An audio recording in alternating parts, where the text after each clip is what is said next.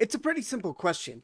Back in the old days of YouTube, the best way to grow was to make a video that everyone watched. Something catchy, easy to spread around, and infectiously good enough to have people stop dead waiting for your next video.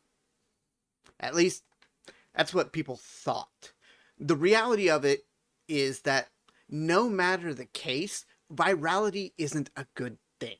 Not just in social media, but in real life. If the last several years have taught us anything, it's that virality is a one-way street to...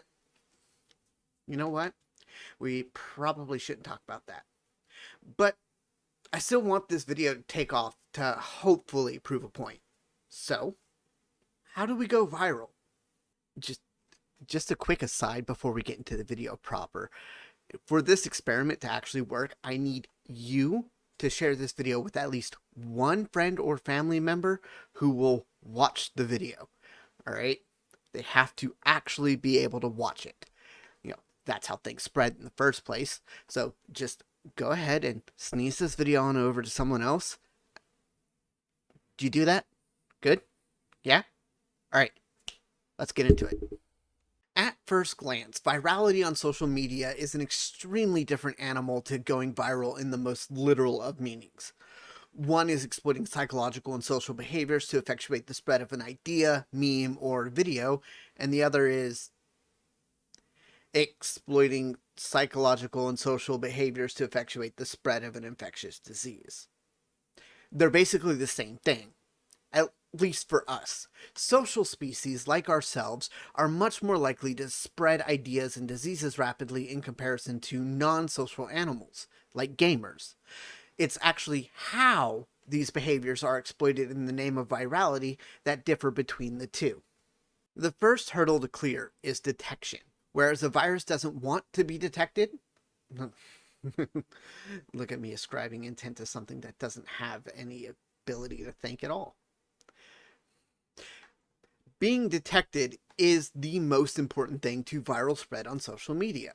The more eyes and ears on this video, the more likely it is to spread. With a virus, though, the more eyes and ears on it, the less likely it is to spread, and you have a larger chance of being locked away in your house for a year and a half. Next up is ease of transmission. A small cough, sneeze, or that weird mouth thing that some normal people do. Talking about kissing, okay? Is how most viruses spread. But in order for that to be effective, the point of spread needs to be in close proximity to other people without giving away that something is wrong. A viral video functions in a very similar method. The point of spread is my channel, but in order for it to spread out, I need a lot of individual eyes on it. My subscriber count of only 48 may not seem like enough to actually get the ball rolling on a viral video, but that's 48 people who can spread it to 48 more individuals through that share button. And a viral infection only ever starts out with the one person to hit millions. But we also have a handy little helper to spread our viral video that diseases don't normally have. The YouTube algorithm. The more of you that watch and interact with my video by sharing it and then going on to watch another one of my videos, the more likely it is to pick it up and send it out to more and more people to watch. I know this works because, once again, there's only 48 of you to start out with, but a good number of my videos average out to double, triple, or even quadruple that amount of people who have seen it.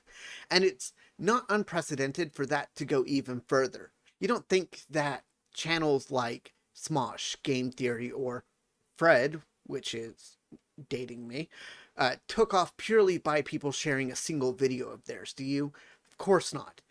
But individual people still had to do their part in order for that to happen. A video's thumbnail actually fits into both the first and second parts of this. A flashy thumbnail is more likely to make it be seen by people as they're scrolling through their timeline. The more unique and captivating a thumbnail, the more likely someone is going to click on it. It simultaneously affects the detection and transmission. If everyone's been doing their part and I played my cards right, that's almost certainly how you got here. The last thing to help us understand virality is how long it sticks around. In viruses, this is lethality. If it kills the host too quickly, then it's going to minimize the amount of time it has to spread effectively. If you've ever played that little pandemic game on your phone, then you know all about this. With viral social media engagement, we're playing a game of how long a person stays engaged with the video.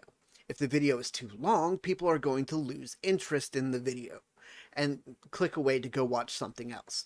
Too short, and the video doesn't have enough time to actively influence the algorithm to spread it out more, because it prefers videos that it can put on as many ads as possible. And that creates a symbiotic relationship with the content creators, incentivizing videos that are just long enough to keep you here to see some mid-roll ads, but short enough to keep you engaged the entire time. So how come I said earlier that virality is bad for videos? Well, stick around for part 2. Don't do that. That's actually bad for virality and for growth on any platform, for that matter. You want to keep everything self-contained in one video as best you can. The reason virality is bad is because it doesn't translate into actual growth. Sure, if I'm lucky, I'll have 1 million plus views on this video after everything is said and done.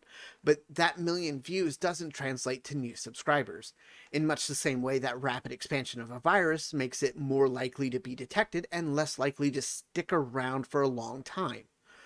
You're only here for the viral experience to see what's going on, and you're less likely to stick around for the next video or to watch the previous ones. But if you did find this video and you want to help a small creator, well then, there should be something on screen for you to do that. Hopefully they're less viral than this one, but good nonetheless.